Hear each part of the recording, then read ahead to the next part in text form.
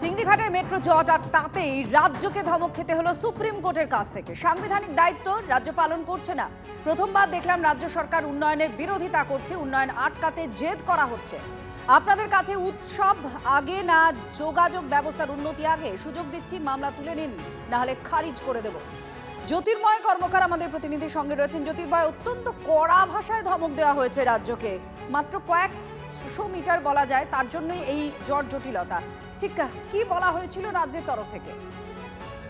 দেখো, গড়িয়া সল্টলেক মেট্রো যে কমলা লাইন সম্প্রসারণ, সেখানে চিংড়িঘাটায় ট্রাফিক ব্লক তৈরি হচ্ছে এবং সেই কারণেই একটি মামলা দীর্ঘদিন ধরে এর আগে কলকাতা হাইকোর্টে চলছিল।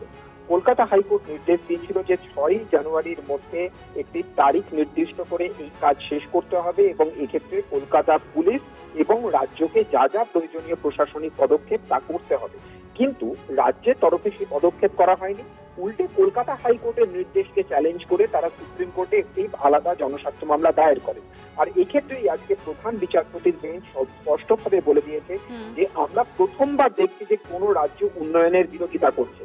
এই মামলাকে এতদূর টেনে নিয়ে যাওয়া হয়েছে যে এখন তা নির্বাচন বিধির আওতায় পড়ে গিয়েছে। আপনাদের কাছে উৎসব আগে না আগে যোগাযোগ ব্যবস্থা? তার কারণ এক্ষেত্রে যে ছবি আমরা দেখতে পেলাম যে এর আগে মার্চের ৩য় সপ্তাহে রাজ্যের তরফ থেকে জানানো হয়েছিল যে রাজ্য প্রশাসন এখন উৎসবের কাজে ব্যস্ত, তাই তারা এই ক্ষেত্রে যে প্রশাসনিক পদক্ষেপ করা দরকার তা করতে পারবে না। আর এই বিষয় নিয়েই আজকে সুপ্রিম কোর্টে তীব্র ক্ষোভের মুখে রাজ্যকে পড়তে হয়েছে। ধন্যবাদ। জ্যোতির্ময় কর্মকার আমাদের প্রতিনিধি জানালেন যে সুপ্রিম কোর্টের তরফ থেকে রাজ্যকে ঠিক কি বলা হয়েছে এবং রীতিমতো ভর্ৎসনা করা হয়েছে রাজ্য সরকারকে। এবং সেখানেই সুপ্রিম কোর্ট উল্লেখযোগ্যভাবে বলছে যে এই প্রথম দেখলাম কোনো রাজ্যকে তার সাংবিধানিক যে কাজ সেটা করছে না, রাজ্যের উন্নয়নের বিরোধিতা করছে, উন্নয়ন আটকাতে জেদ করা হচ্ছে। এবং এই প্রশ্নও করা হয়েছে যে উৎসব আগে না যোগাযোগ ব্যবস্থার উন্নতি আগে? তার কারণ উৎসব চলছে, প্রশাসনিক পদক্ষেপ করা যাবে না, এরকম বক্তব্য রাজ্যের তরফ থেকে করা হয়। সুযোগ দিচ্ছি, মামলা তুলে নিন, না হলে খারিজ করে দেব। চিংড়িঘাটায় সামান্য কয়েক মিটারের জন্য এই জট রয়েছে আর রাজ্য মেট্রোর মধ্যে এই টানাপোড়েন আদালত পর্যন্ত গড়িয়েছে। বিজেপি প্রার্থী এবং বিজেপি নেতা তরুণজ্যোতি তিওয়ারি এই মুহূর্তে আমাদের সঙ্গে রয়েছেন। তরুণজ্যোতি, একটু জানতে চাইবো আজকে যে ভর্ৎসনা কার্যত সুপ্রিম কোর্ট রাজ্যকে করেছে, কি বলবেন? কারণ রীতিমতো বলা হয়েছে সুযোগ দিচ্ছি, মামলা তুলে নিন, না হলে খারিজ করে দেব। দেখুন, এত নির্লজ্জ রাজ্য সরকার ভারতবর্ষের ইতিহাসে কোনো রাজ্যের মানুষ দেখেছে কিনা সন্দেহ।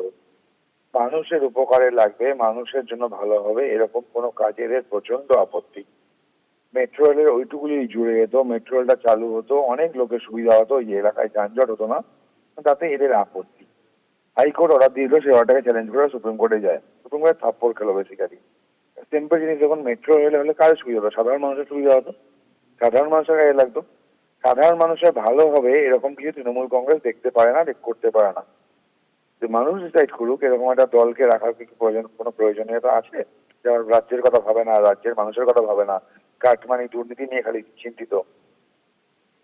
এই হচ্ছে ওভারঅল সিচুয়েশন এখানকার।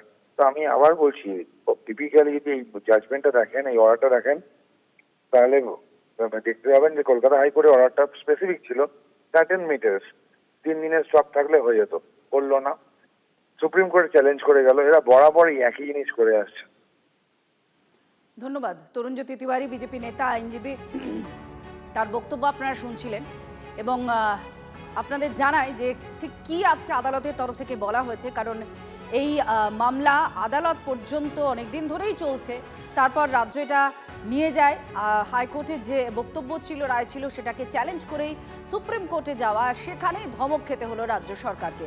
বিকাশ রঞ্জন ভট্টাচার্য, বিশিষ্ট আইনজীবী, প্রাক্তন সাংসদ, এই মুহূর্তে আমাদের সঙ্গে রয়েছেন। বিকাশবাবু, কি বলবেন? কারণ আপনার প্রতিক্রিয়া জানতে চাইব। আর দ্বিতীয়ত, যে কথা বলা হয়েছে যে সুযোগ দিচ্ছি, মামলা তুলে নিন, না হলে খারিজ করে দেব, এটা বলার পর রাজ্যের তরফ থেকে কি করা হতে পারে? আইনি প্রক্রিয়াটা কি থাকতে পারে? রাজ্য সরকার মামলা তুলে নেবে, খারিজ করলে ওদের পক্ষে আরো বিপদ। এবং এই পশ্চিমবঙ্গে মেট্রো নিয়ে সবচেয়ে বেশি যন্ত্রণা এবং সমস্যার সৃষ্টি করেছে মমতা। আপনার মনে থাকতে পারে, ওই বউবাজারের ভেতর দিয়ে মেট্রো নিয়ে যেতে হবে, এই করে খরচ বাড়িয়েছে এবং ওইখানকার অধিবাসীদের তাদের বাড়িঘর অসুবিধার সৃষ্টি করেছে। এই ভদ্রমহিলা পশ্চিমবঙ্গে যে কত ক্ষতি করছে, মানুষ যত বিশ্লেষণ করবে তত বুঝতে পারবে। ধন্যবাদ বিকাশবাবু আপনার প্রতিক্রিয়ার জন্য। আপনারা শুনছিলেন এবং এই মুহূর্তে আপনাদের আমরা সেই অংশগুলো দেখাচ্ছি যেখানে সুপ্রিম কোর্ট রাজ্যকে কড়া ধমক দিয়েছে, কার্যত ভর্ৎসনা করেছে।